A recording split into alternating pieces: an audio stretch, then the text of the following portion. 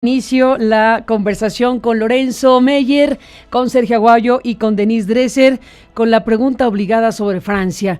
¿Qué es más importante? Buenos días a los tres. ¿Qué es más importante, que ganó Macron o que perdió Le Pen? Buenos días, Denise. Hola, buenos días. Pues yo creo que el mundo, excepto quizá Donald Trump, y Vladimir Putin y obviamente Le Pen, el mundo dio un suspiro colectivo de alivio, como alguien que ha escapado de un ataque cardíaco.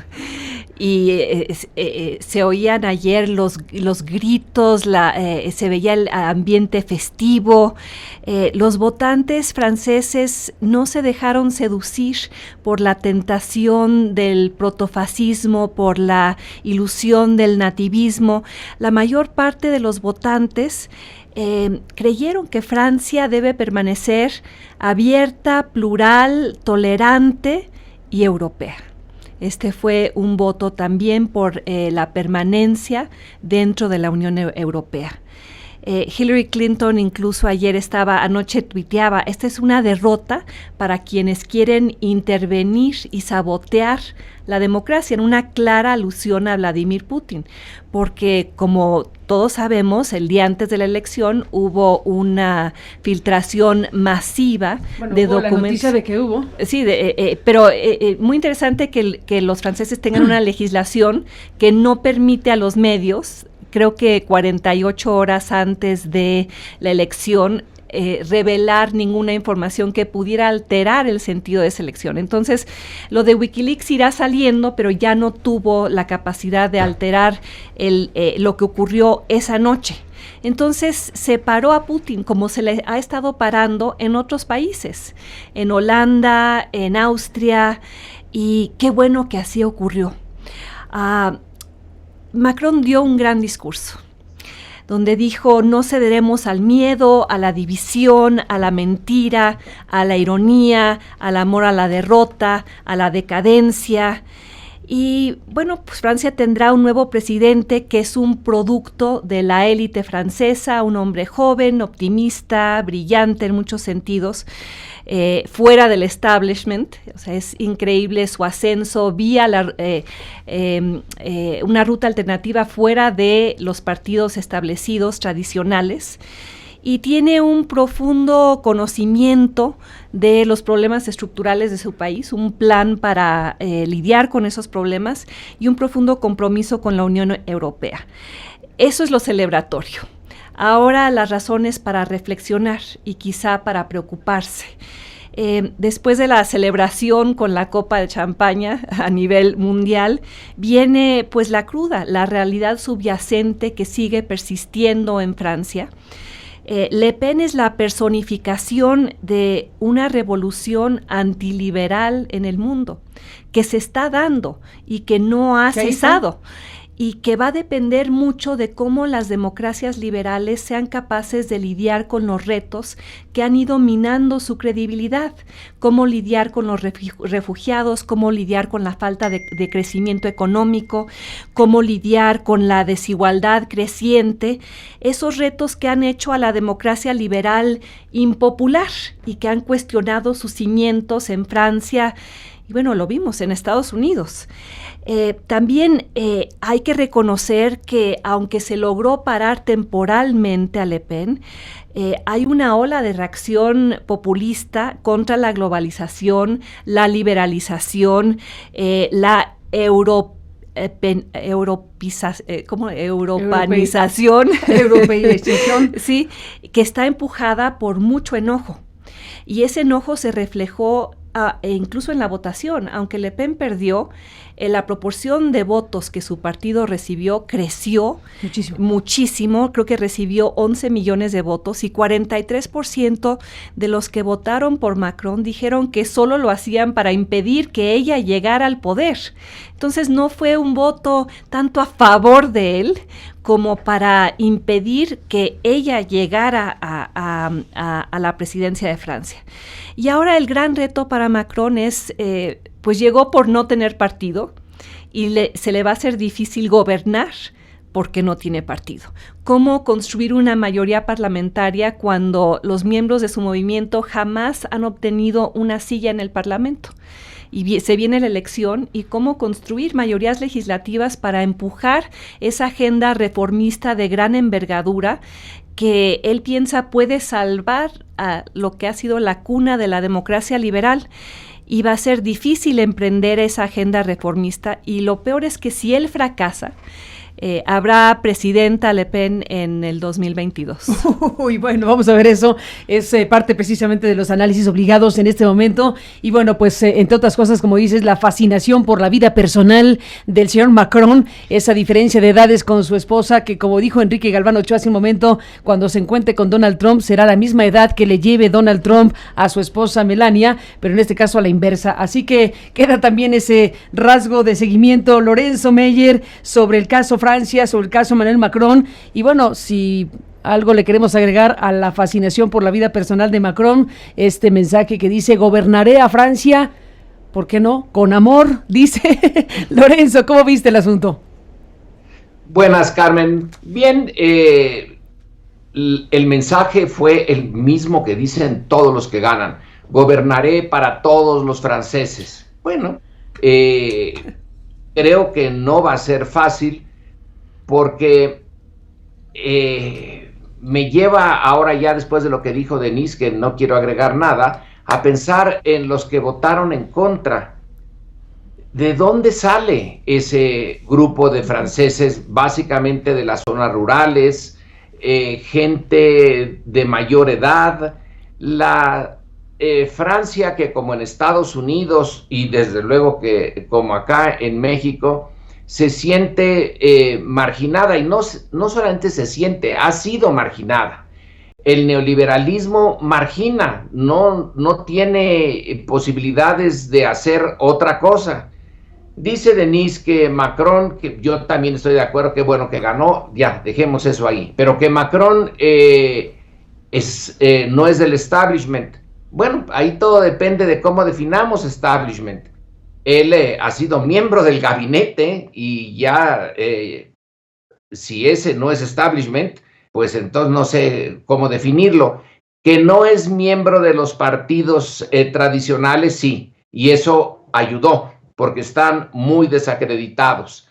Pero viene de las escuelas de élite, que son las que forman una manera de ver el mundo, una manera de enfrentarse a los problemas sociales, y en eso es de lo más tradicional.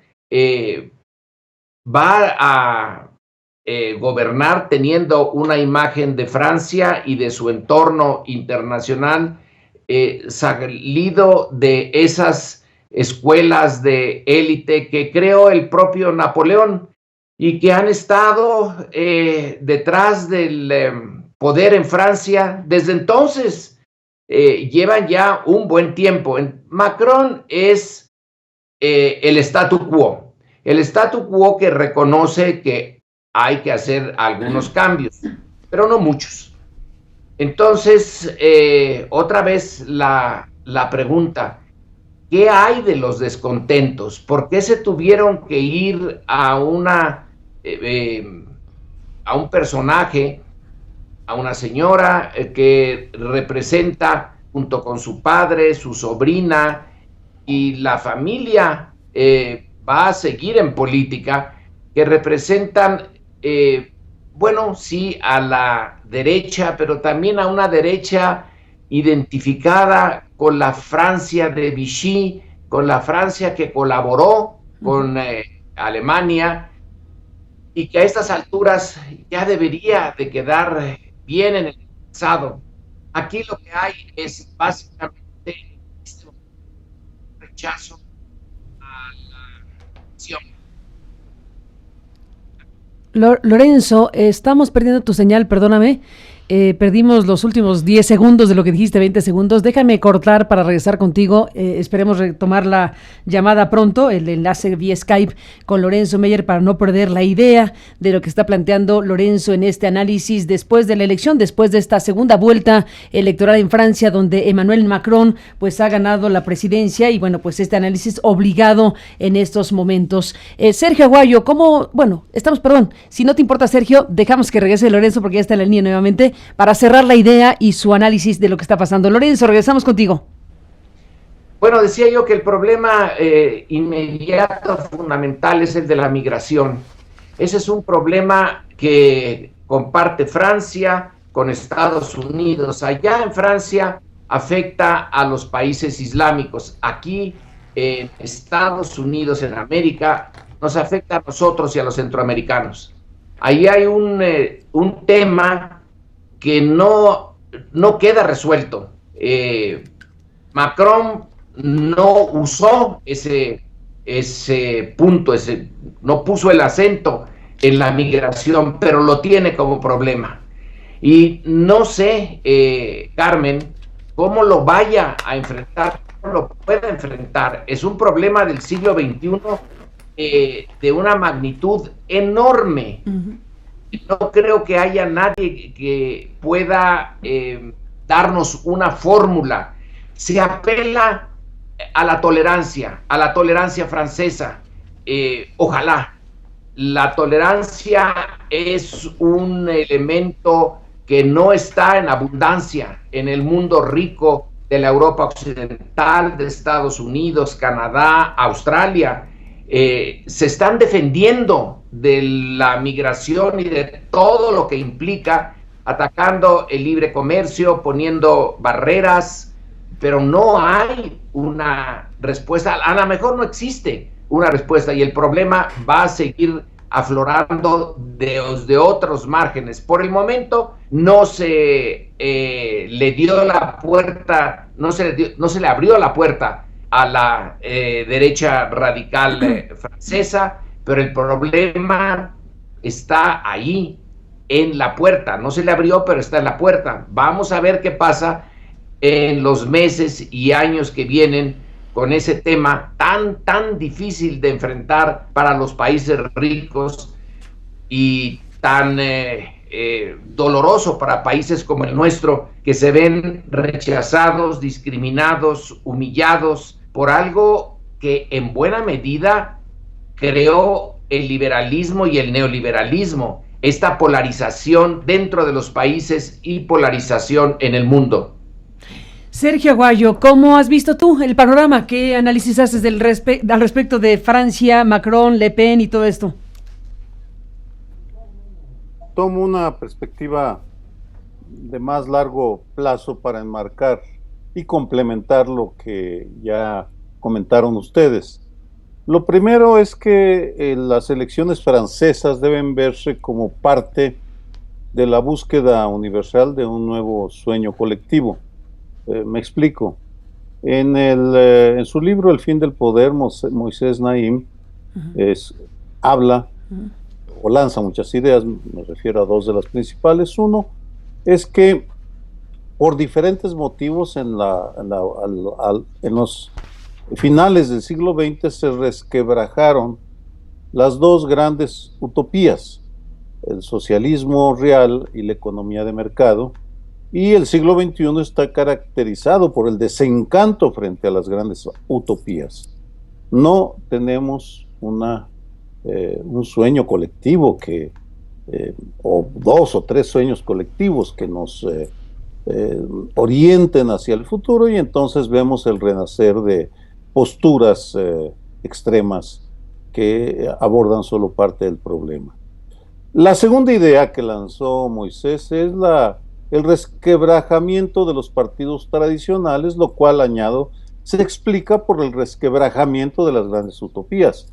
Los partidos de izquierda tenían sentido en un mundo bipolar en el cual izquierda y derecha estaban claramente diferenciados. En la medida en la cual se borran esas diferencias, los partidos también no tienen la capacidad para distinguirse. Aquí incorporo a Emmanuel Macron, que es representativo de esta búsqueda en todo realmente. Bueno, coincido con Lorenzo en que una de las grandes dudas es qué tan fuera del establishment está él, pero en todo caso, desde su énfasis en alejarse de las ideologías tradicionales para decir que va a lograr una nueva síntesis entre los postulados tradicionales de la izquierda con los de la derecha, la economía de mercado, con o como él plantea, se puede reconciliar la libre empresa con el respeto al medio ambiente, hasta con el nombre de su movimiento, En Marcha. Uh-huh. Se aleja. En marcha, ¿qué quiere decir? En marcha quiere decir un movimiento, pero de ninguna manera una síntesis ideológica, porque lo que está diciendo Macron, así lo interpreto, como lo están diciendo Podemos o como lo dicen ahora y nosotros aquí en México, es la búsqueda de algo nuevo. ¿Lo logrará o no lo logrará? Eso es una pregunta para la cual podemos especular todo lo que querramos, pero no tenemos respuesta. De entrada, está, al igual que Trump, limitado por que son personajes con una endeble estructura partidista, tienen que recurrir a lo tradicional y es ahí donde se empantanan. Pero en todo caso, e independientemente de ello, cierro esta reflexión con algo más amplio todavía, o más cercano a nosotros. Cómo la elección de Trump podría verse como un parteaguas para que las mayorías mexicanas se interesen por los asuntos internacionales.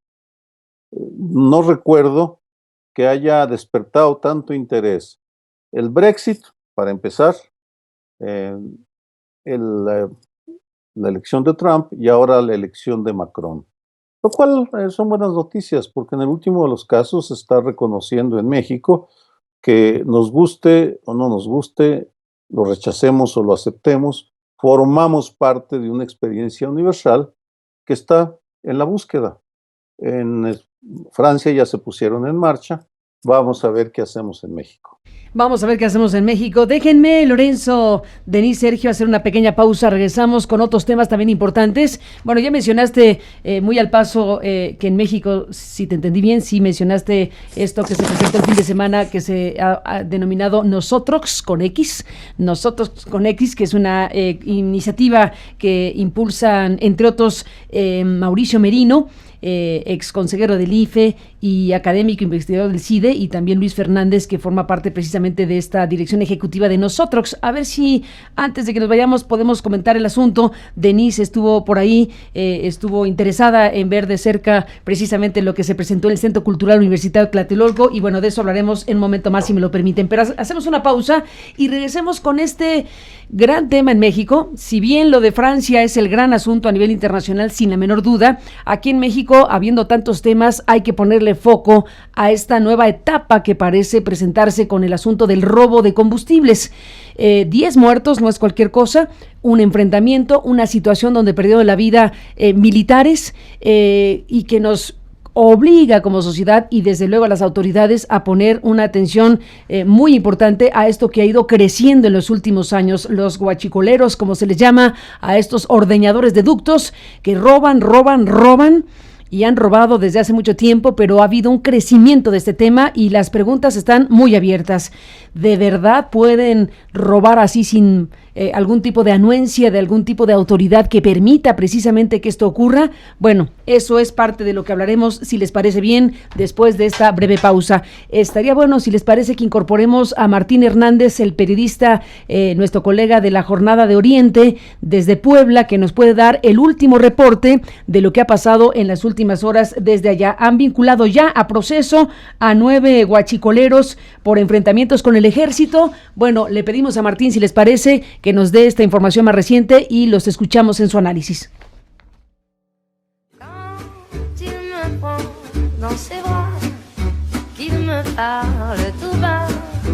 je vois la vie en rose. Il me dit des mots d'amour, des mots de tous les jours, mais moi, ça fait quelque chose. Il est entré dans mon cœur une grande part de bonheur dont je connais la cause. C'est lui pour moi. Sigue toda la información a través de aristeguinoticias.com. En México no va más un modelo donde impere la corrupción y la impunidad. Necesitamos hacer valer nuestros derechos y ejercer nuestra libertad. ¿Qué hubieran hecho? Aristegui en vivo, a partir de las 8 de la mañana. Síguelo en aristeguinoticias.com.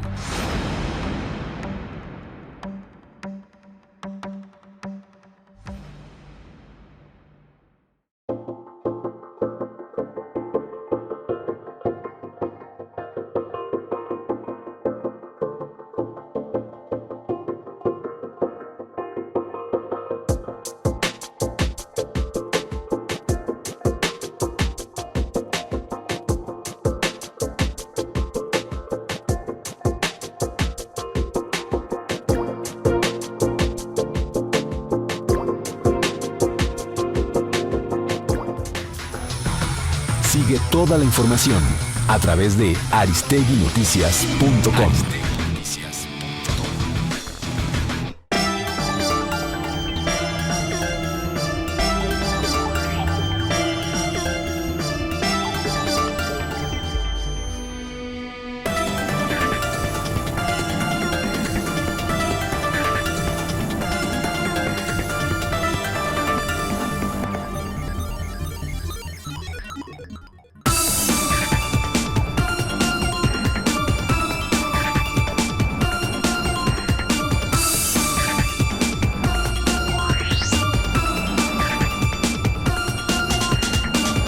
Bueno, regresamos. Lorenzo Meyer, Sergio Aguayo, Denise Dresser. Les invito a que escuchemos a nuestro compañero Martín Hernández, colega periodista del diario La Jornada de Oriente. Saludos a nuestros amigos de La Jornada de Oriente que nos han permitido conocer de forma directa lo que está pasando, en este caso en Puebla, con el tema de los guachicoleros. Este asunto que ha tomado ahora una nueva dimensión porque, bueno, pues hubo un capítulo que subraya la gravedad del crecimiento de este robo de combustibles en el país y muy particularmente en esta zona de Puebla. Martín, te saludo con gusto, buenos días y bienvenido, cuéntanos. Buenos días, Carmen, y buenos días a los integrantes de la mesa. Pues, Carmen, lejos de que el asunto del robo de hidrocarburos mengue en Puebla, pues parece que las cosas siguen igual o peor. Durante el fin de semana, el gobernador José Antonio Gali Fayad anunció la llegada de 2.500 policías militares para reforzar el combate de robo de hidrocarburos a ductos de Pemex en la entidad, en lo que aquí se conoce como el Triángulo Rojo o la Franja del Huachicol. Y estos 2.500 policías militares además serían apoyados por 500 elementos de la Policía Estatal para, insisto, reforzar el combate al robo de hidrocarburos. Este anuncio, Carmen, lo hizo Gali Fayad en el marco de las celebraciones por la batalla del 5 de mayo.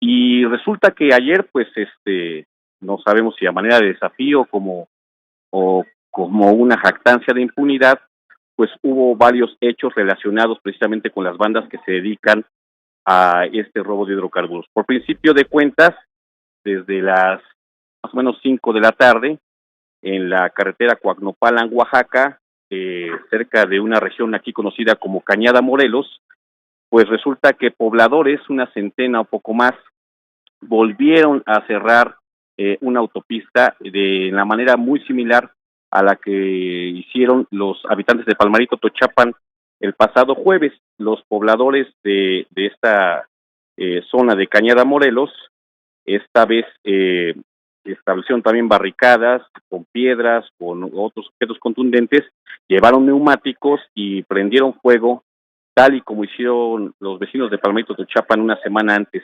Y la razón fue más o menos la misma, Carmen, exigir que se entregara a una persona que fue detenida por la fuerza pública en un decomiso de combustible robado.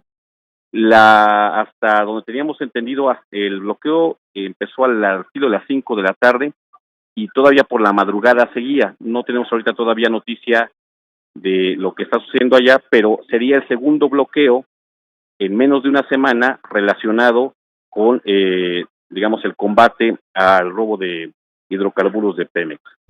Casi en paralelo, Carmen, en la región esta del Triángulo Rojo, en el municipio de Acajete, pues se detectó un incendio. Hubo 2 explosiones, pero un solo incendio en ductos de Pemex. Ya habíamos platicado contigo la semana pasada que estos incendios son muy frecuentes en Puebla desde el sexenio pasado, particularmente en los últimos 2 años del gobierno de Rafael Moreno Valle Rosas, y esta vez nuevamente se presentó una conflagración. Inició al filo de las 5 de la tarde y hoy por la mañana ya estaban diciendo las autoridades que estaba controlada. Las llamas alcanzaron hasta 20 metros de altura, Carmen, y pues calcinaron prácticamente a 2 vehículos, 2 camionetas de las que suelen utilizar los llamados guachicoleros para el transporte del hidrocarburo que roban en ductos de Pemex. No se sabe en este momento si hubo víctimas, si los ocupantes de estas 2 camionetas tuvieron lesiones o perecieron en el acto. El Ministerio Público está haciendo todavía las indagatorias, pero lo que salta a la vista inmediatamente, Carmen, es que a pesar del anuncio de la llegada de la Policía Militar, a pesar de las declaraciones del presidente Enrique Peña Nieto sobre el combate a estas bandas, pues las operaciones de estos grupos criminales siguen como siempre, como han venido siendo desde el sexenio pasado en Puebla, Carmen. Pues Martín Hernández, esto último que comentas, ¿a qué hora fue? Fue a las 5, prácticamente en las 2 partes, digamos, la explosión y la conflagración al filo de las 5 de la tarde. Ajá. En la zona del Triángulo Rojo, muy cerca de Palmarito, Tochapan. Ajá. Este es un municipio que se llama Acajete, Santa María Nenetzintla es la comunidad, está, insisto, dentro de este municipio de Acajete, que forma parte de los 7 municipios que aquí en Puebla conocemos como el Triángulo Rojo o la Franja del Huachicol. Uh-huh. Y casi en paralelo temporalmente, al otro lado del estado, ya en los límites con Oaxaca, en la zona que conocemos como Cañada Morelos, en el tramo Coagnopalan, Oaxaca, pues hubo este bloqueo, segundo bloqueo. Se tomó también durante algunas horas la caseta de peaje de esta vía, y bueno, pues hasta ahorita no hay mayor información de que se haya detenido a las personas que realizaron el bloqueo o que haya detenidos también por las explosiones, por esta conflagración que hubo en la zona de Acajete. Esto en lo que corresponde a esta zona que mencionas. A lo que hay que agregar, Martín, lo que ocurrió en Veracruz. Ahí murió una persona como saldo de un enfrentamiento entre policías federales de caminos y presuntos huachicoleros en la carretera federal esta de Acayucan-Sayula. Ahí hay investigaciones que ya hablan de un grupo de personas armadas que intentó rescatar a 2 hombres que habían sido detenidos en posesión de una pipa con combustible robado, y cuando la policía los trasladaba al Ministerio Público fueron atacados con disparos. En este intercambio murió uno de los detenidos también, como pues parte de este panorama que estamos viendo con el tema del robo de combustible, en este caso en Veracruz. Pues Martín Hernández, como siempre, gracias por estar aquí esta mañana, y no perdemos la comunicación con ustedes ahí en la Jornada de Oriente, que nos han permitido seguir de cerca pues lo que está ocurriendo en esta zona del país. Gracias, Martín, por estar aquí esta mañana y buenos días. Muchas gracias, Carmen. Buenos días. Gracias y buenos días. Sergio Aguayo, estamos frente a un asunto donde Enrique Peña Nieto pues hizo declaraciones. Si te parece, recuperamos este fragmentito de lo dicho por Peña Nieto y escuchamos tu análisis. Sergio, ¿cómo se ven las cosas? Estamos, al parecer, en un giro de algún tipo respecto a este tema que estaba ahí desde hace rato, varios años en crecimiento. Esto dijo Peña. He dado indicaciones a las Secretarías de la Defensa Nacional, Marina y Hacienda, a la Procuraduría General de la República y a la Dirección de Pemex para instrumentar una estrategia integral para combatir este ilícito en toda la geografía nacional.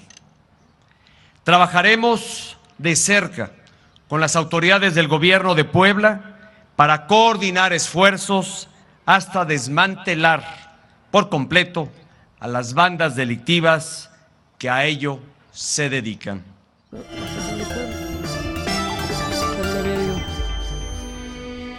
Sergio Aguayo, ¿cómo ves este tema de los huachicoleros en México?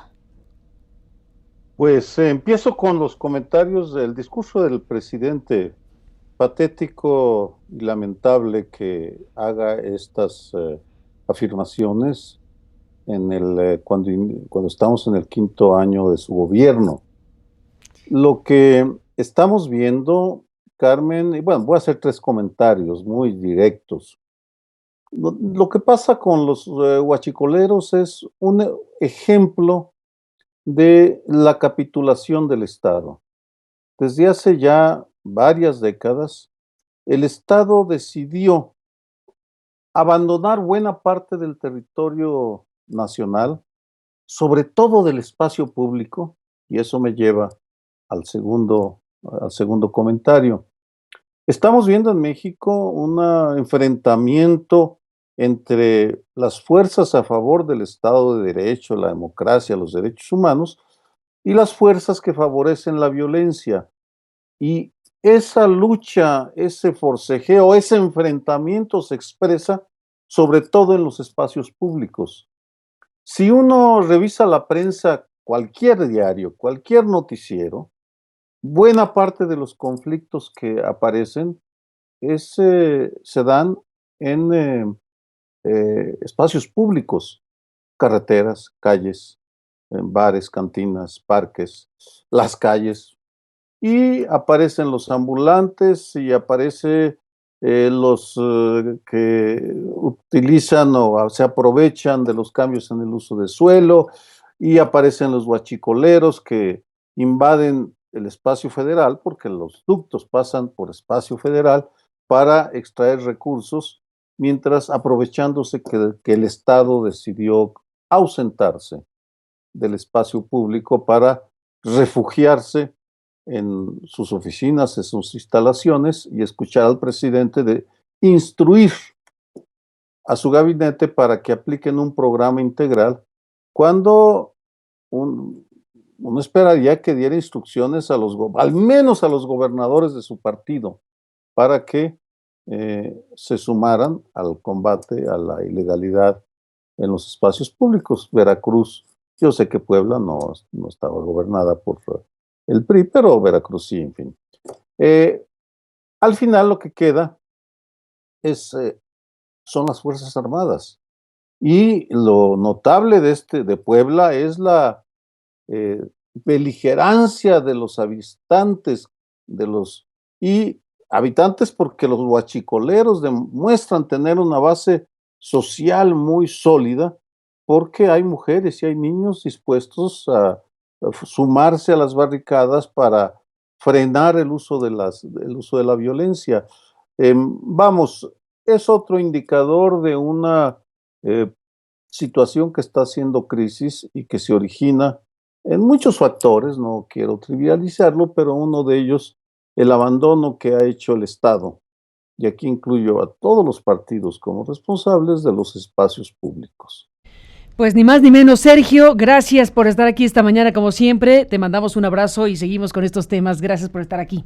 Gracias a ti, yo me tengo que salir de la mesa por irme a Canal 11, pero les mando un abrazo. Igualmente, Sergio, gracias por estar aquí. Lorenzo, estamos frente a un tema que retrata de cuerpo entero, finalmente, lo que es llamémosle permisividad del gobierno del Estado, por decirlo suavecito, Sería bastante que solo fuera permisivo, no vaya siendo que sea colaborador de este robo ya inaudito de combustible en nuestro país que ha durado tanto tiempo. Lorenzo, ¿cómo ves las cosas?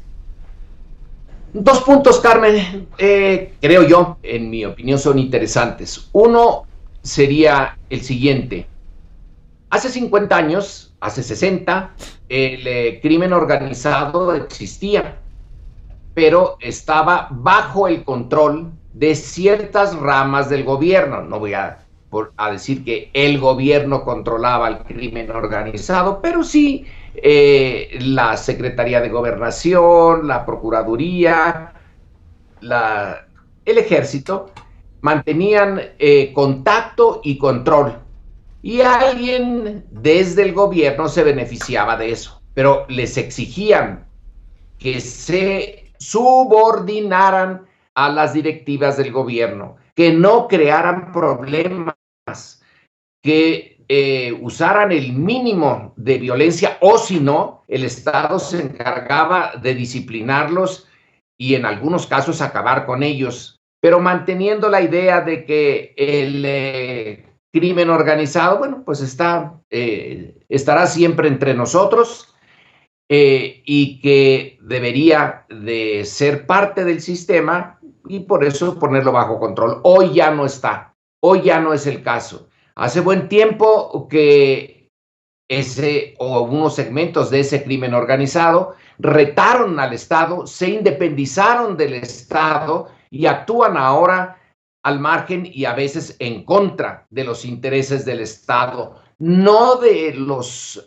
intereses de algunos miembros del gobierno. Siempre ha habido quienes se benefician de esto, pero considerando el conjunto, por eso hablo del Estado, pues claro que no le conviene esta situación. Hace como 15, 16 años, debió de haber sido el 2001, Adolfo Aguilar Sincer, entonces recién metido de colaborador de Vicente Fox y al cargo, en teoría, de varias de las secretarías, de coordinar a varias de las secretarías interesadas o que debían de interesarse en la seguridad nacional, en un seminario, vuelvo a repetir, lo que nos dio en el Colegio de México, nos dijo algo que entonces no quedaba muy claro, al menos a mí no me quedaba claro, hace 16 años. Dijo, hay zonas del país donde el gobierno ya no controla el territorio. Pues sí, fue sorprendente y señaló dos casos concretos, los narcotraficantes y los que explotaban la madera, los que estaban destruyendo los bosques, necesitaban el control de zonas boscosas y ahí no entraba, nos dijo entonces Adolfo, ni el ejército ni nadie. Por lo tanto, ya esto lleva, si Adolfo lo descubrió y presentó en el 2001, quiere decir que llevaba, ¿cuánto? Desde Cedillo, desde Salinas, atinarle. No tenemos la información necesaria, pero sí es un proceso muy largo y que ahora está haciendo crisis. Ahora el presidente da instrucciones, siempre da instrucciones, pero esas instrucciones al final se cumplen muy mal. El otro punto, no sé si ya leíste el País, el reportaje sobre los guachicoleros que viene en el País. Creo que en primera plana empieza el reportaje, pero tiene un tema como central, la mar de importante. En esa zona de Puebla donde se dio el encuentro, la población no habla de criminales ni de ladrones, habla de los señores. Los señores que extraen el combustible no son ladrones. ¿Quién sabe qué habrá en la visión de los ladrones de esa zona? Pero ellos pueden discriminar. Hay ladrones y hay otros que no son ladrones, sino guachicoleros. Y no les dicen guachicoleros, les dicen señores. Y ponen énfasis en dos cosas interesantes. Estos... Lorenzo, estamos perdiendo de nuevo la señal, qué mala cosa. Algo pasa con tú o con nuestro internet. Bueno, nuestro, porque al final de cuentas es el del país. En todo caso, tenemos ahí una pequeña falla que vamos a restablecer rápidamente para poder escuchar a Lorenzo Meyer en este análisis sobre este tema sumamente importante. Desde luego, déjenme hacer una brevísima pausa y regresamos con Lorenzo y su análisis. Y bueno, pues estamos con él y Denise Dresser un momento más. Sigue toda la información a través de aristeguinoticias.com. El periodismo independiente necesita ingresos para existir. Si tienes algún bloqueador de publicidad, desactívalo en nuestro sitio. Solo da clic en el logo de bloqueo de publicidad en tu navegador y desactívalo en Aristegui Noticias. Dirígete a tu barra de herramientas en cualquiera de tus navegadores. Busca el logo de bloqueo de publicidad, da clic y selecciona la opción No actuar en esta página. Gracias por ayudar a hacer posible aristeguinoticias.com. Sigue toda la información a través de aristeguinoticias.com.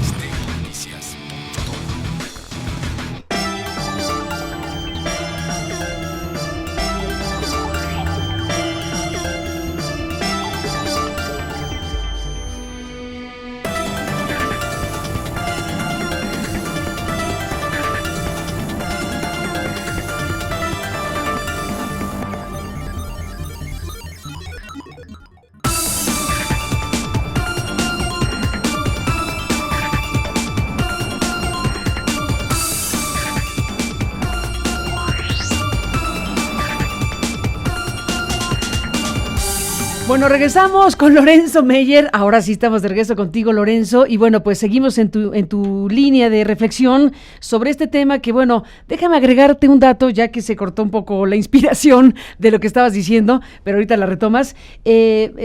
Teníamos interés, ahora no lo pudimos hacer, pero lo haremos, espero que pronto, hablar con Alejandro Ope. Este tema, desde luego, no es nuevo. Este tema ha habido gente que le ha puesto el dedo en la llaga. Este tema, hay mucha gente que dice, a ver, ¿qué cosa estamos aquí permitiendo que suceda con toda naturalidad? Bueno, nosotros revisábamos las publicaciones de Alejandro Ope en el Universal, y hay una en particular que es de una claridad meridiana de lo que ya ahorita estamos viendo en vivo y en directo. En pocas palabras, aquella columna que escribió a finales de 2016 que tituló el Huachicol. El Huachicol, o cómo se jodió Puebla. Y cómo describe con muy buen tino y las preguntas correctas y los datos fuertes que Puebla se ha convertido en el epicentro del robo del combustible. Entre 2011 y 2015, decía Ope, el número de tomas clandestinas creció 915%. ¿Dónde estaba el gobernador Moreno Valle, hoy tan publicitada su presencia en todos lados? ¿Dónde estaba la autoridad local en ese momento? ¿Simplemente fue omisa o algo más? Lorenzo Meyer, retomamos el hilo y este tema, desde luego, habremos de ampliarlo porque hay muchas informaciones que merecen ser atendidas sobre lo que especialistas en seguridad como Ope han dejado ver desde hace ya un buen rato. Simplemente el dato que daba en octubre de 2016, 915% de crecimiento en las tomas clandestinas. ¿Qué pasaba en Puebla entre 2011 y 2015? ¿Quién estaba ahí? Lorenzo, seguimos contigo. Tienes razón en preguntar por Moreno Valle, pero también por las autoridades federales. ¿Dónde estaba Pemex? Pemex debe de detectar de inmediato cuando hay una baja en la presión de un ducto. Para eso tiene la maquinaria, para eso tiene a los expertos. Puede identificarlo casi al minuto. En tal parte bajó la presión. ¿Por qué? Pues porque lo están perforando y están sacando combustible. Claro. Y Pemex es parte del gobierno federal, pero como... si en este reportaje es cómo se jodió Puebla, yo podría decir, bueno, cómo se jodió Pemex.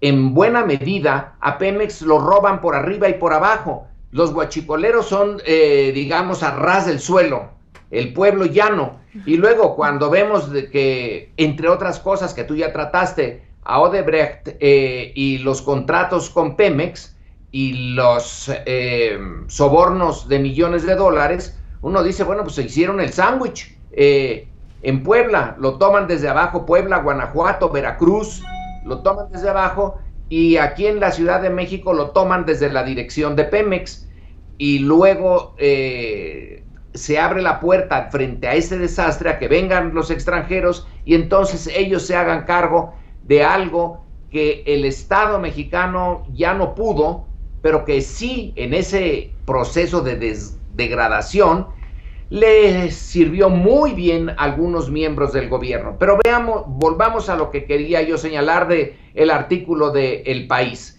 Ahí la zona a ras del suelo, en la base social de la zona huachicolera, las personas no ven a los huachicoleros como ladrones. Como señores, dices.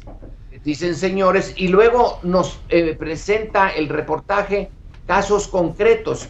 Una persona que tiene un problema gástrico, una infección, que no tiene con qué hacerle frente, va y pide ayuda a una casa donde se sabe que están los huachicoleros, y entonces le dan 2,000 pesos para que vaya con un médico y se cure. En otro caso, en otra instancia, se sabe de una banda de ladrones.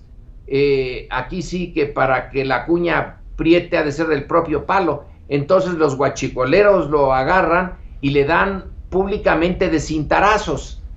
¿Te acuerdas de que en Michoacán también la familia hacía eso? Claro. A ciertos pequeños los tomaba, los humillaba, los presentaba públicamente como eso, como ladrones, para que dejaran, la experiencia les sirviera y dejaran esa actividad. O sea, hay ladrones superiores y ladrones inferiores, y los ladrones superiores mantienen el orden, incluso a ese nivel de ellos atacar a ladrones y criminales pequeños, para que la población los vea como protectores. Y total, ¿el petróleo de quién es? De todos se dice, y de nadie en particular. Si en las altas esferas se ha destruido a Pemex y se han conseguido ganancias espectaculares para algunas personas, ellos, ¿por qué no? Entonces ahí hay, además de un problema de que el Estado dejó de controlar lo que debía de controlar, y lo que controló muy bien, porque, insisto, hace 50 años el ejército también vigilaba las instalaciones de Pemex y vigilaban los ductos. ¿Por qué dejaron de hacerlo? Pero bueno, el punto final al que quiero llegar es que hay una parte de la sociedad mexicana que se considera con derecho a robarse este bien de la nación, porque desde arriba y desde la clase política ya le han mostrado que el usar el poder público para el enriquecimiento personal es una práctica cotidiana. Entonces están, digamos, democratizando lo que de otra manera se queda nada más en las alturas del poder. Y en el medio estamos todos los demás, está toda la sociedad mexicana que ya se quedó realmente sin protección. Esto es una destrucción de la naturaleza del Estado Nacional, y yo no sé cuál va a ser el resultado final, pero estamos en una crisis, Carmen, y el huachicol, los huachicoleros, son un indicador de esa crisis. Sin la menor duda. Denise Dresser, ¿qué dices de todo esto? Pues como dice Lorenzo Meyer, la pregunta es cómo se jodió Pemex y cómo se jodió el patrimonio nacional, porque el asunto de los huachicoleros es simplemente una ventana hacia la descomposición de Pemex de la que pocos habían hablado. Ha habido desde hace más de una década, desde el libro que publica Ana Lilia Pérez, El Cártel Negro, que es un diagnóstico muy severo de la ordeña y la toma y la participación incluso de los zetas en la exportación de petróleo sustraído ilegalmente. Ha habido una descomposición que involucra a narcotraficantes, a funcionarios, a contratistas, a ordeñadores, a proveedores, y tiene que ver con cómo el crimen organizado infiltró a la paraestatal. Tiene que ver con el robo descomunal del patrimonio nacional.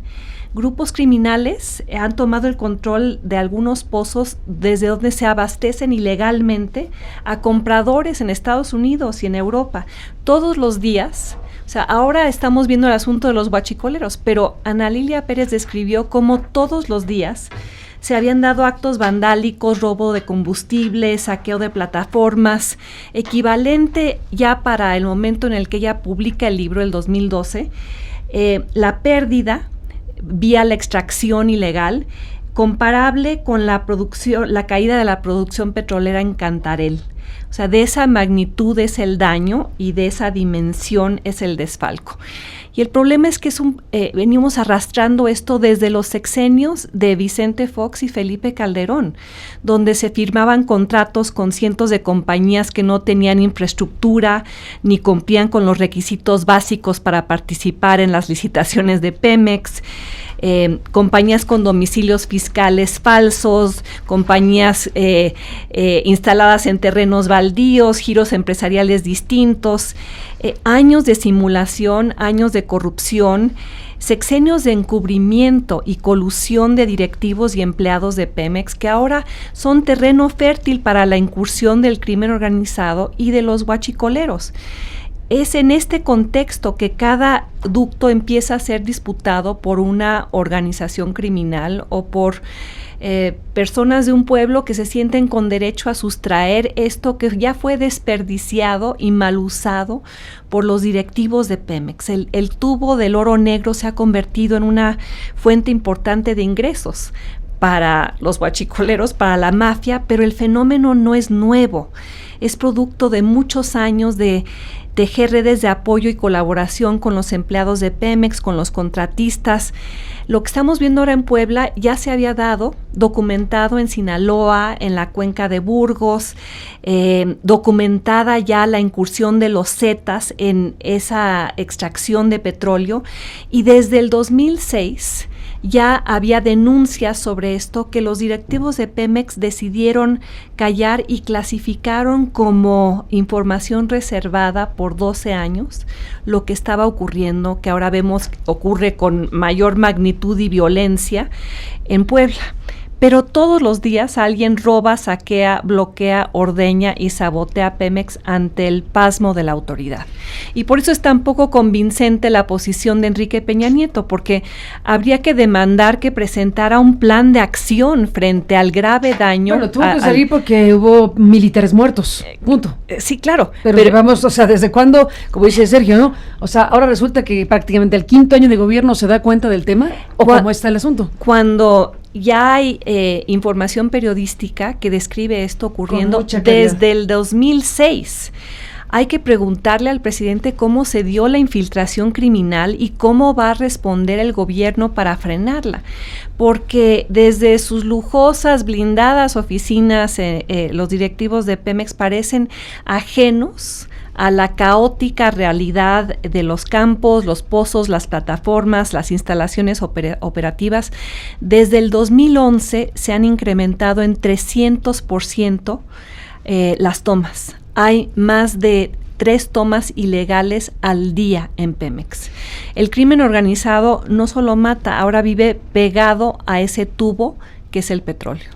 Pues ahí está este tema y bueno, desde luego habremos de seguirlo de cerca. Muy pertinente tu invitación a revisar el libro de Ana Lilia Pérez, El Cártel Negro, porque déjeme hacer el paréntesis, Lorenzo, Denise, rápidamente. Ese es un libro, por muchas razones, muy importante, porque es un libro hecho de puros datos duros, obtenidos después de una batalla enorme que dio Ana Lilia por la transparencia y el acceso a la información, porque solicitó las informaciones directamente de Petróleos Mexicanos respecto a los incidentes y situaciones relacionados con el crimen organizado y Petróleos Mexicanos. Y bueno, dio una batalla enorme que al final tuvo sus resultados con la entrega a regañadientes, a mordidas por parte de las autoridades, precisamente para la periodista que llegó al nivel de obtener esas informaciones. Venían no al 100% entregadas porque venían, ya saben, testados los datos, etcétera, pero al final ese libro es el producto de lo que le arrancó literalmente a Petróleos Mexicanos y es información estrictamente oficial. De los incidentes y de los elementos que dentro de Pemex se registran, se reportan sobre la relación o sobre los incidentes del crimen organizado, plataformas petroleras, robo de combustible, etcétera, etcétera. Así que este libro de Ana Lilia Pérez, El Cártel Negro, más que pertinente revisarlo en estos momentos. Déjenme, Lorenzo, Denise, hacer una breve pausa y regreso con ustedes. Ya me cuenta Lorenzo si tiene un poquito más de tiempo, porque me gustaría abordar otros asuntos y ya me cuenta si nos alcanza a acompañar todavía. Sigue toda la información a través de aristeguinoticias.com. México necesita hacerse cargo de su realidad y empezar a contar su historia de otra manera. ¿Qué hubieran hecho?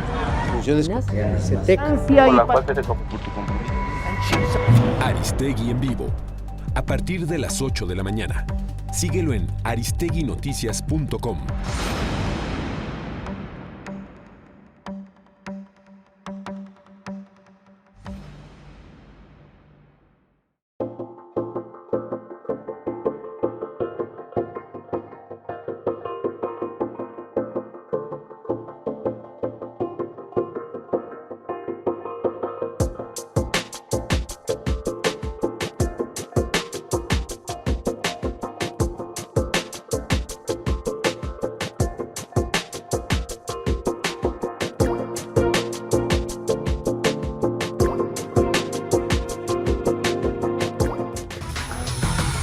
Sigue toda la información a través de aristeguinoticias.com.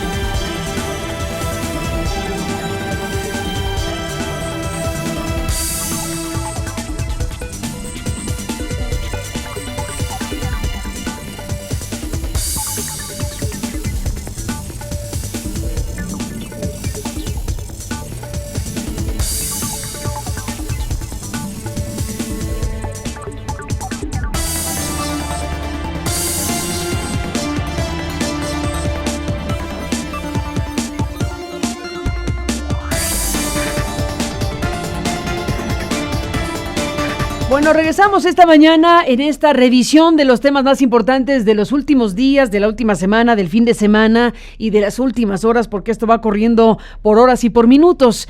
Les propongo, Lorenzo Meyer, Denise Dresser, detenernos en otra parte de las informaciones importantes que sucedieron de viernes para acá. ¿Qué me dicen del planteamiento que hace Andrés Manuel López Obrador, que, bueno, pues abrió la posibilidad de una alianza de Morena con los otros partidos de izquierda? Desde un mitin en Nayarit manifestó lo siguiente: si no hay unidad ahora en el Estado de México, en Coahuila, en Nayarit, en Veracruz, si no hay ahora una unidad, pues en el 18, pues nos vamos solos. En pocas palabras, esto ya generó, ya se imaginarán, un montón de reacciones.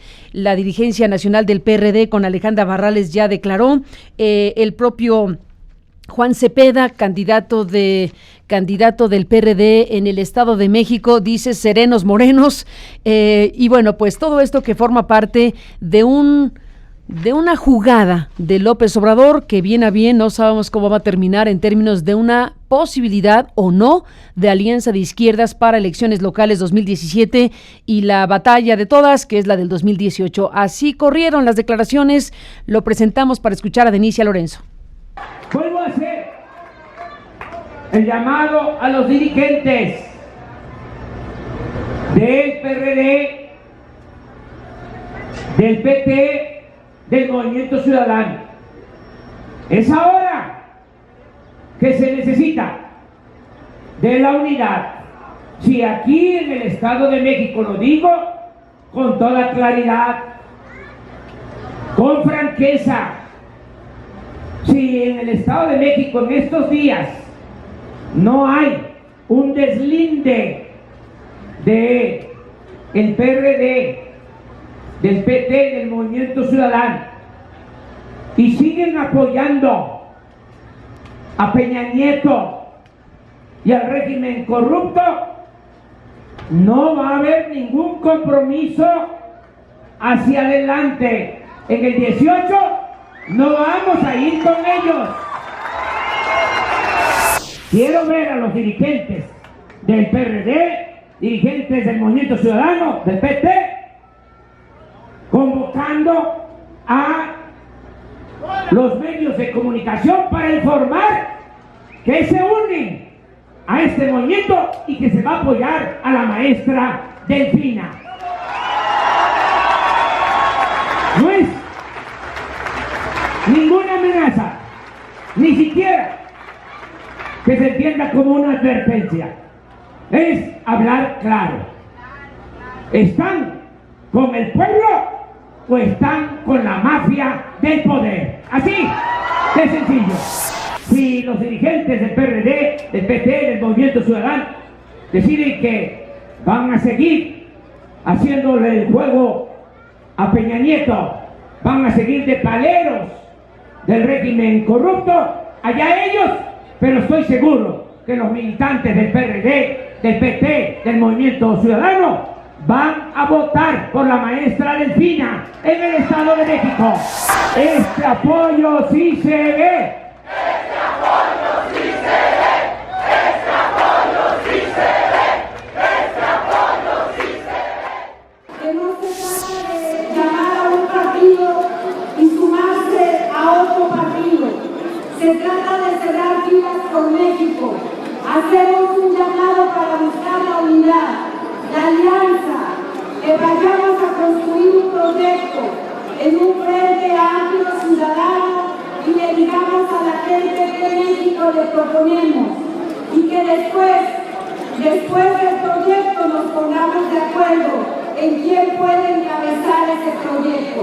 México no puede ser el proyecto de una sola persona. México no puede ser el proyecto de un solo partido. México es diverso, México es plural y México requiere de todos.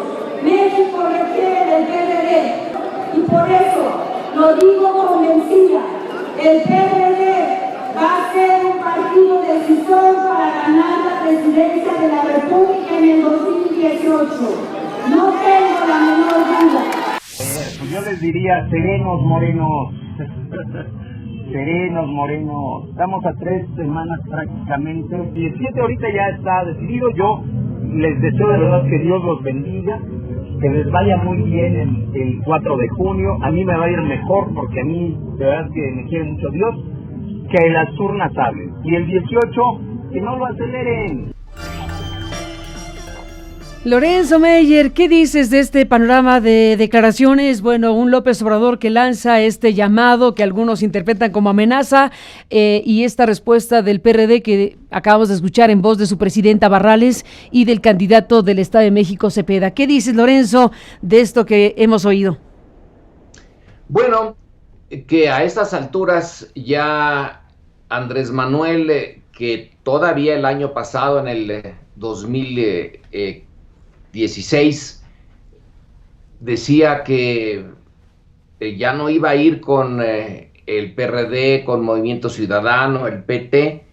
Bueno, ahora cuando se aproxima, pues podremos llamarle otra vez con ese término de la madre de todas las batallas, porque en el Estado de México se está decidiendo lo que viene el año entrante. Ahí... a lo mejor es la hija, Lorenzo. A lo mejor es la hija de todas las batallas y la madre es la del 18.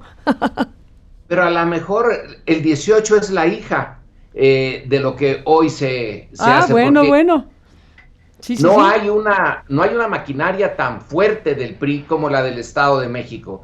Es en realidad enfrentarse al PRI de ese estado que tiene el poder desde 1929 hasta la fecha, y enfrentarse al gobierno federal y, bueno, a una parte del sector empresarial y de toda la derecha. Mejor terreno para mantener el statu quo no tiene el PRI, es el del Estado de México. Así que en esta batalla, bueno, se pueden pasar dos cosas.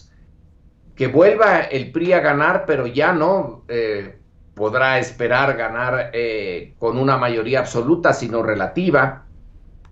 Que quede ya, digamos, muy cercano Morena del PRI, o pudiera ser que ganara Morena, lo cual ya sería realmente el principio del fin del sistema. Porque no fue en el año 2000. En el año 2000 pudo haber sido y no fue, casi como canción. Sí.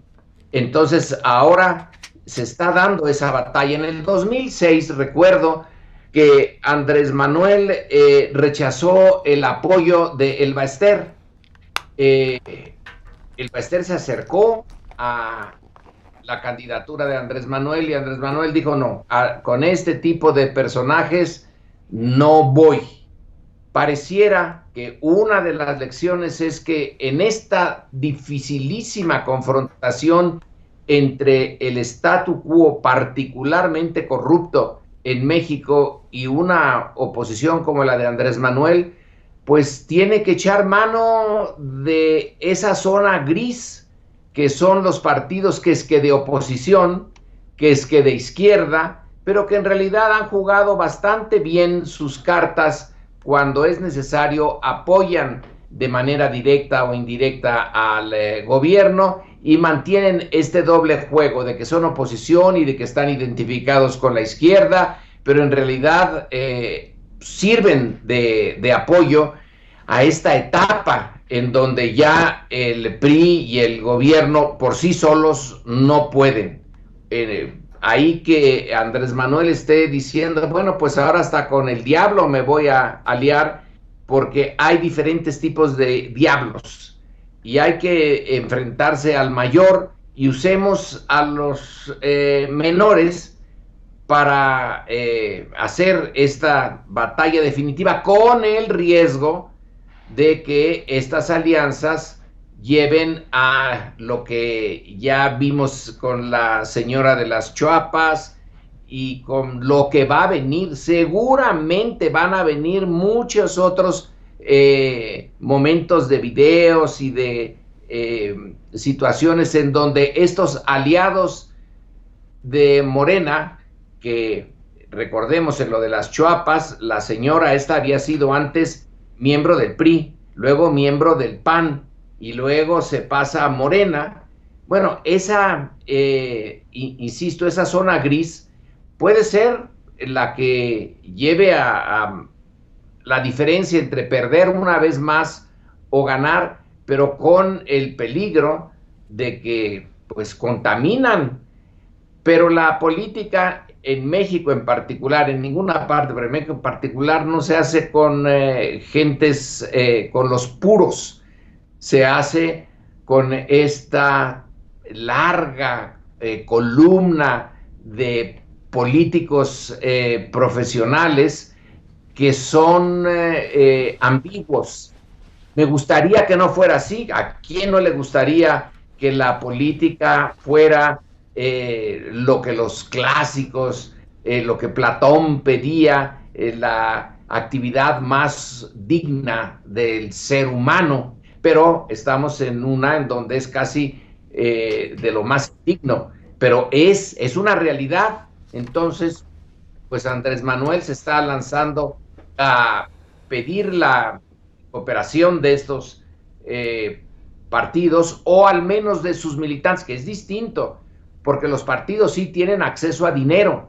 Los votantes y militantes y votantes del PRD, de Movimiento Ciudadano y del PT, pues por sí mismos no tienen los recursos, no tienen más que el voto. las estructuras de los partidos sí tienen dinero. Yo veo en chino que los chuchos puedan modificar su actitud. Ya ellos en realidad ya ganaron hace tiempo, que ya hicieron de la vida partidaria un gran negocio, y si ahora finalmente se tienen que retirar, pues se retirarán bastante bien forrados. Denise Dresser, en esta parte de la revisión que estamos haciendo junto con ustedes de los grandes temas está esto. López Obrador, que lanza o vamos juntos en el 2017 o vamos nosotros solos en el 2018. Eso es en resumen lo que plantea. Pues el planteamiento contribuye a minar el argumento de que Morena es un partido diferente, de que Morena es una alternativa distinta, que Morena no forma parte del sistema. Pues cómo va a legítimamente plantearse ante el electorado como una opción antisistémica si está incorporando a todos los exmiembros del sistema que en algún momento Andrés Manuel denostó.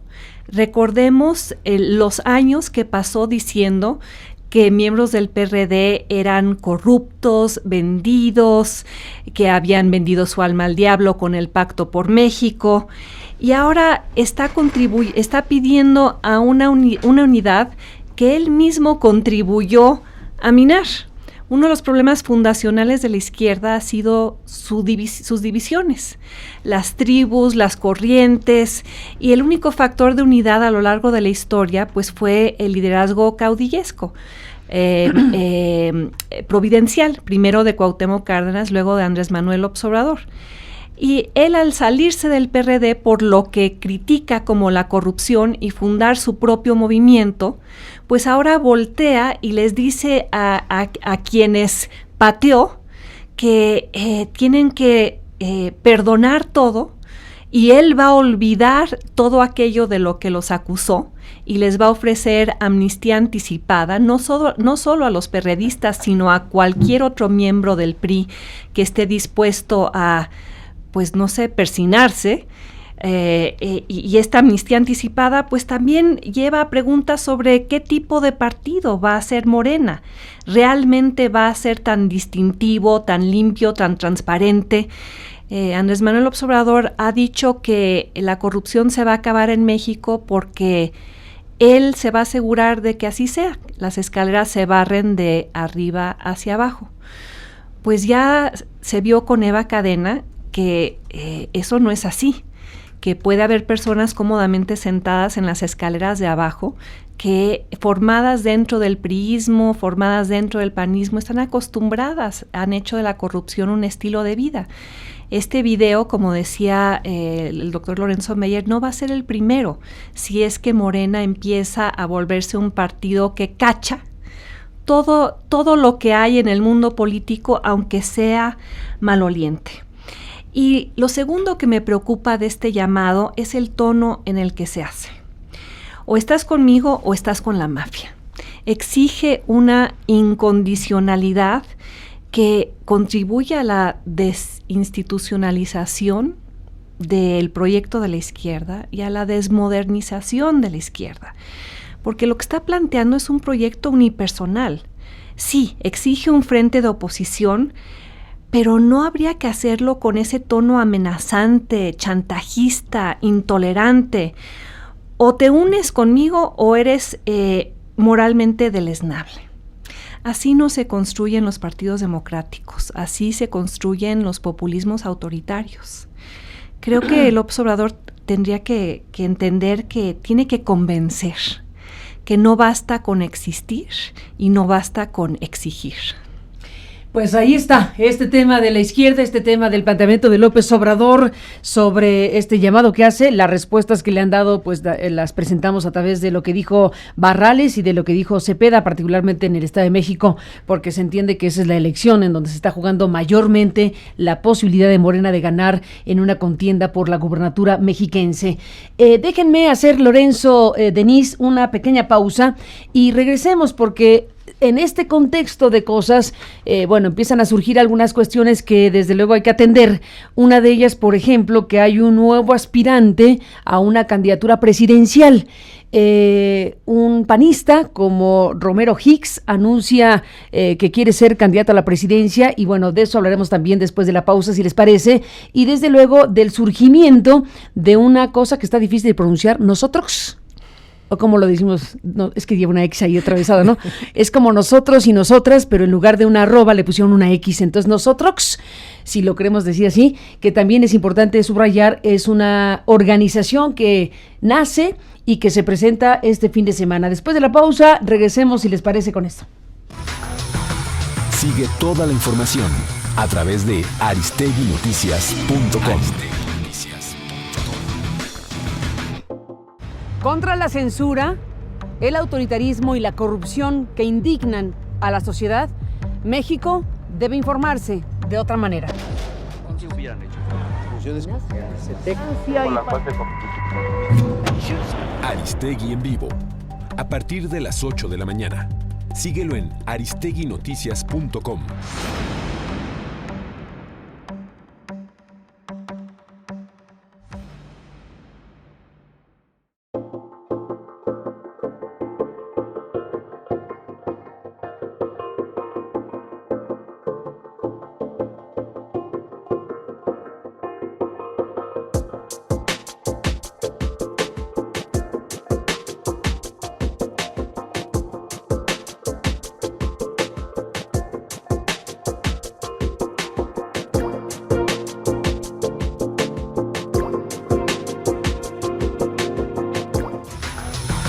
Sigue toda la información a través de aristeguinoticias.com.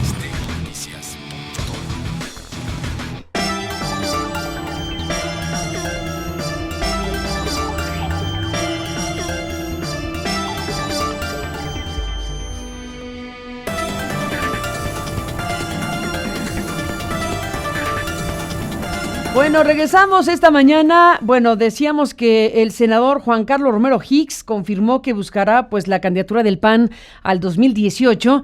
Lo dijo a través de las redes. Subió 1 o 2 videos a las redes sociales para anunciar que está interesado. Dice en su comunicación social: anótenme para buscar la presidencia de México, luchemos contra la corrupción, juntos luchemos por un México de verdad. Es lo que dijo el actual senador de la República, y bueno, pues se apunta abiertamente un aspirante más. Este hombre de Guanajuato fue gobernador del estado de Guanajuato, senador de la República, estuvo en el CONACYT y bueno, pues en las últimas tareas relacionado con el tema de los universitarios en las legislaciones nuevas que se han aprobado. Pues ahí está Romero Hicks, que lanza este anuncio, y como digo, a través de las redes sociales.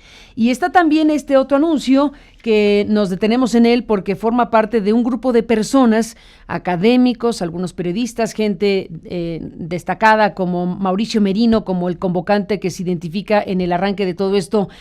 Mauricio Merino, que es un académico, investigador, fue consejero del IFE en su momento, es consejero electoral, y bueno, un especialista en temas de transparencia, también muy importante.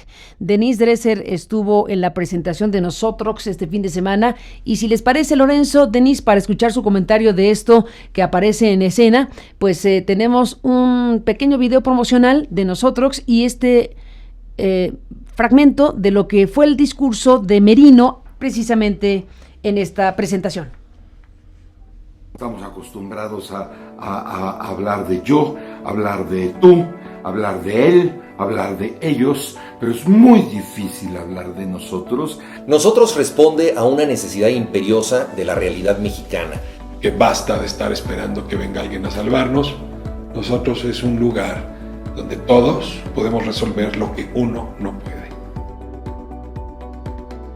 Para que las y los ciudadanos como nosotros podamos incidir y recuperar la política. Para cambiar la relación de la sociedad con el Estado. La ley no debe servir solamente a quienes tienen dinero, o la política no debe ser un espacio para hacerse rico. Nosotros es la solución que queremos proponer para hacer un México mejor. Nosotros nace como un grito social. Política sin caducidad electoral. Es devolverle a los ciudadanos el control democrático de las instituciones del Estado. Así como asegurarnos de que los recursos públicos lleguen a donde tienen que llegar y se usen como lo estipula la ley. Estamos dispuestos a hacer política de forma distinta. Si no avanzamos hacia la práctica, no vamos a pasar de la indignación y de la reflexión a lo que hace falta, que es la insurgencia cívica. Un espacio desde el cual se le exige a los intermediarios políticos una cuestión muy sencilla, que cumpla con sus obligaciones. Nosotros es el espacio de todos. Solemos creer que los ciudadanos no tenemos herramientas para protegernos de estos abusos o de estos atropellos. Esos derechos ya están en nuestro entramado jurídico, ya no hay que inventar muchísimo más, de lo que se trata es de ejercerlos. Y presionar que se cumplan las leyes. Nosotros buscamos ser el detonante ciudadano de esa compleja maquinaria de rendición de cuentas. Abrir rutas para que los ciudadanos puedan ejercer sus derechos. Y que alumbren los espacios de impunidad y de corrupción. Hacer posible que los ciudadanos anden los caminos que ya existen. Ante la inequidad, la desigualdad y la impunidad. Nosotros es un buen principio. Es que es un buen principio porque estamos empezando, pero es un buen principio por sus principios. Tenemos una plataforma, vamos a hacer muchas ligas con organizaciones de la sociedad civil, con medios de comunicación, contigo. Nosotros es la plataforma que busca poner los elementos que nos permitan identificar a otros que están siendo afectados por los mismos problemas que nosotros.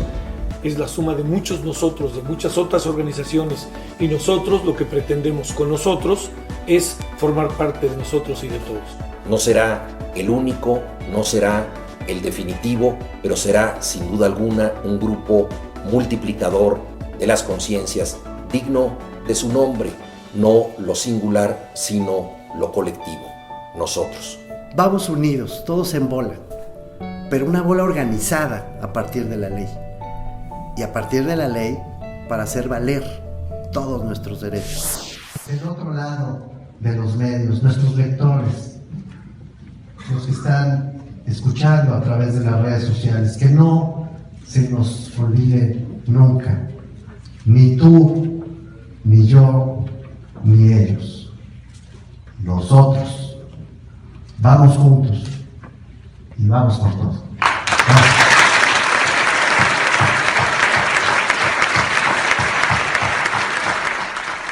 Este es un fragmento de lo que fue la presentación de nosotros. Y bueno, el video promocional, de presentación, digámoslo así, nos muestra un ramillete muy importante de gente que está planteando, como dice el propio promocional, hacer política de forma diferente. Denise Dresser, ¿qué te pareció la presentación?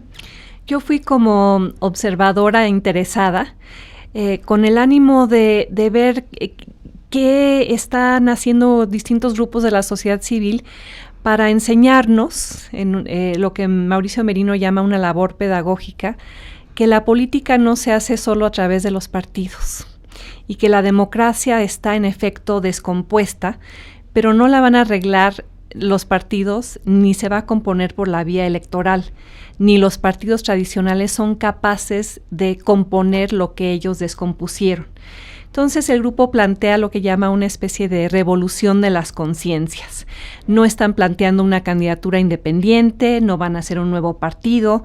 Es la labor pedagógica de enseñarle a ciudadanos cómo exigir, cómo vigilar, cómo entender las leyes, cómo exigir que se cumplan las leyes, cómo ser verdaderos contrapesos del poder y llamar a ese poder a rendir cuentas.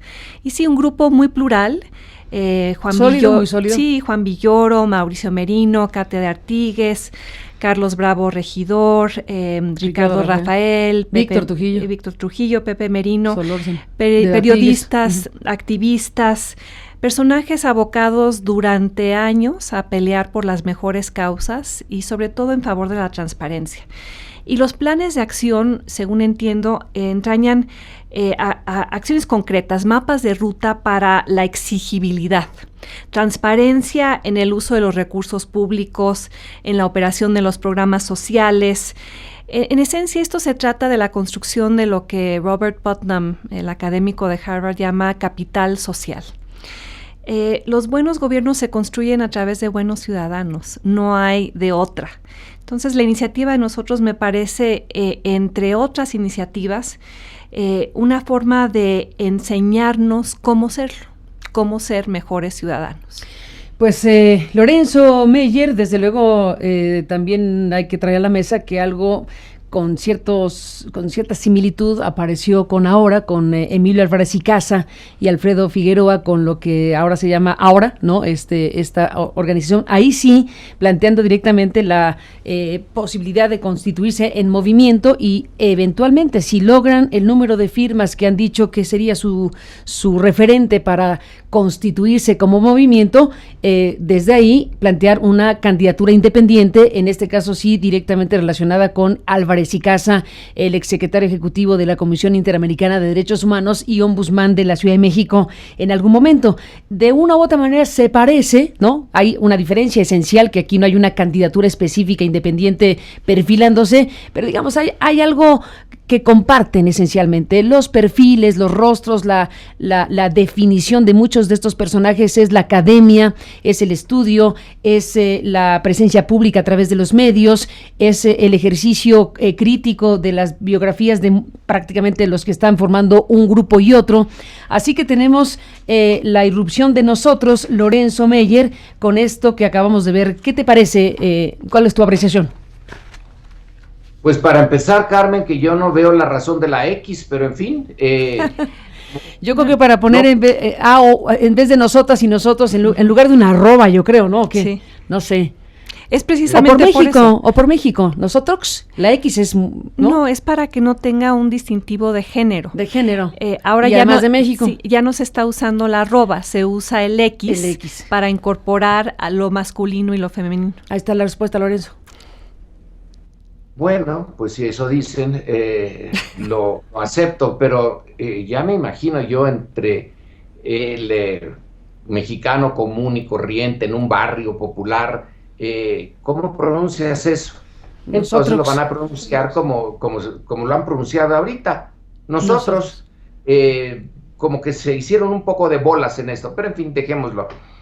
En el sistema viejo, antiguo, que todavía sobrevive, los movimientos sociales independientes eran como dicen que era la kriptonita para Superman, lo debilitaban al gobierno, por eso no los podía permitir. En esta descomposición del antiguo, pero sin que sea todavía renovado, empiezan a surgir un montón de movimientos sociales, y yo creo que son muy positivos, son bienvenidos, lo veo como parte de ese intento de los pedazos que están quedando del sistema político del Estado mexicano. Bueno, salen aquí y allá, ahora nosotros, y van a salir también algún otro tipo de movimiento. Está muy bien, no son sustitutos de los partidos porque no pueden sustituirlos, pero si lo que se trata es de una actividad pedagógica y de insistir desde diferentes maneras que esto que estamos viviendo ya no es viable y que lo que exigen es pues lo obvio, lo que cualquier ciudadano más o menos consciente podría exigir, honradez, que se respete el marco legal, que la política no sea para el beneficio de unos cuantos, de un grupo muy pequeño, y que no estén llevando a México al despeñadero, me parece un esfuerzo loable. La idea de que un grupo de académicos y de gentes de los medios lo lancen, creo que va a tener repercusiones en la clase media, que es en la que puede entender y llegar a manejar también el discurso de este tipo de personajes. El México profundo, ahí sí yo me pregunto si estos movimientos tienen repercusión. Pero no importa incluso si tienen muy poca hasta abajo, con que tengan algo en partes de la sociedad mexicana, que vayan siendo la acumulación, digamos, la acumulación positiva del desencanto. Ya el desencanto existe en todos los niveles, en todas las esferas, yo creo que hasta en la más alta de las esferas sociales de México, pero irlo acumulando y de manera positiva de tener unas propuestas, lo veo muy bien. Es un elemento más en un montón de pedacitos de inconformidad que pueden ir abonando el campo para que esto se modifique en un sentido realmente positivo. Porque el otro camino, Carmen, el que a veces veo como casi inevitable, es que México siga sumido en esta mediocridad y que sobreviva como Estado-nación, bueno, pues porque no hay de otra, pero no porque tenga vitalidad, aliento y un proyecto, que esa es, en este momento, eso es lo que estamos viviendo. Esta es una estructura política sin proyecto, en donde los que están hasta arriba tratan de mantener las cosas más o menos como están para seguir teniendo las ventajas que les da una situación tan desafortunada y desagradable para el resto de los mexicanos como esta. Y entonces una nueva organización, un nuevo esfuerzo, por poco o mucho que llegue a contribuir, si llega a contribuir mucho, pues feliz. Si no es tanto, de todas maneras, es digamos, un granito más en un tipo de México que presente posibilidades de no seguir siendo lo que somos hasta este momento. Pues ahí está, Lorenzo Meyer. Solo para agregar a la disertación de por qué la X, bueno, nos envía nuestro equipo de producción y de nuestro equipo de internet aquí, que lo más seguro es que tiene que ver con que no se puede agregar arroba o arrobas en direcciones de páginas de internet. Entonces, bueno, pues la X puede resolver las dos cosas, en todo caso, como parte de este nombre que se dio a esta organización que fue presentada este fin de semana y que, bueno, ya lanzó un sitio, tienen una organización y bueno, pues efectivamente es gente que se ha destacado en los últimos años con su tarea pública en la academia, en la crítica, en el estudio. Así que bueno, pues Lorenzo, gracias por estar aquí, por comentar todos estos temas y los que nos faltaron, pero bueno, habrá oportunidad nuevamente. Gracias, Lorenzo, un fuerte abrazo. Ya nosotros los comentaremos en otra ocasión, poniendo el término, digamos, de la manera normal, como se va a pronunciar nosotros. Bueno, Lorenzo, un fuerte abrazo, gracias por estar aquí como siempre, gracias a Sergio Aguayo y a Denise Dresser esta mañana de lunes 8 de mayo de 2017 con estos temas y algunos otros que nos falta todavía por informarle en el resto del programa que empezamos en esta siguiente parte después de esta pequeña pausa. Volvemos con más.